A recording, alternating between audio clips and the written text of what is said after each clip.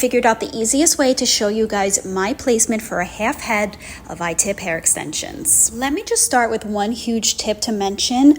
Always wash your hair extensions before installing them, and I will put why on the screen.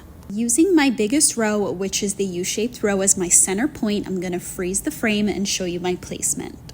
In total, I have 6 rows. Row U is the only row that spans the entire perimeter of my head. Let's focus on the rows underneath row U. Just for reference, row 2 was at the midpoint of the ear. Below the midpoint of the ear, closer to the hairline, is row 1, and above the midpoint of the ear is row 3.